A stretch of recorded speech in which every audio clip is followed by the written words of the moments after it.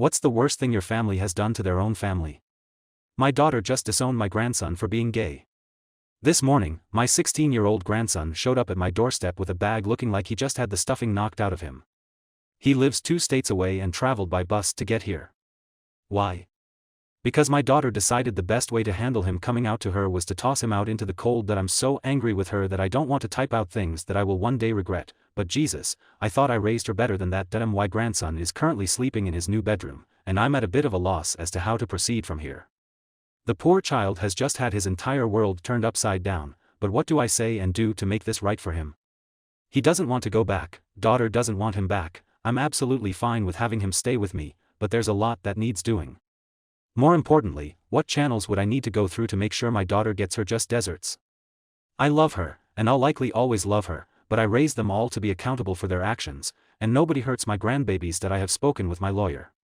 I have been advised not to speak about legal matters until we have the situation handled. Financially, I have done very well for myself and can provide everything my grandson wants and needs without causing myself financial difficulty.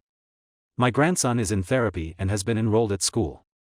He has been placed in my custody while Child Protective Services proceeds. My lawyer is handling all necessary paperwork and believes we have absolutely nothing to worry about. Our caseworker has echoed this. I will not be discussing legal matters further. My daughter is facing criminal charges for her actions. Child abandonment is a very serious crime. Her actions reflect very poorly on her as a whole. Upon realizing that her income was being cut off and that she had committed a fair number of crimes, she instantly began to plead that she hadn't meant to, and it had been a heat-of-the-moment decision that she regretted. Considering she has already thrown out all of my grandson's clothing and worldly possessions, this defense did not hold up to scrutiny. My grandson is as well as can be expected. He's made friends in the form of my neighbor's kids. They're around his age. We've redecorated his room and he had a good time being allowed to pick out his own furniture and paint. He's gotten a PS4 which has become his escape. He personally has made the choice to not join a group and I won't force him to do so.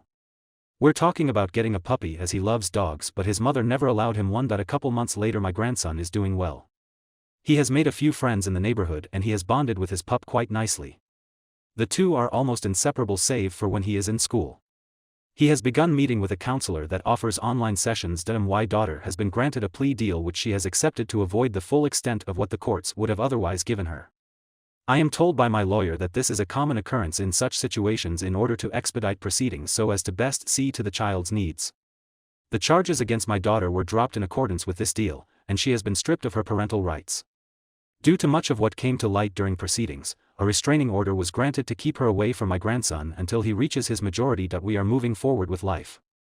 Now that court and other proceedings are winding down, I am once more considering moving. Even with my grandson here, the house is just a big for us, and the weather isn't as kind to my bones as it was when I was younger. My grandson is open to the idea and views it as a fresh start. This situation has allowed me to glean things about my family that I find very useful.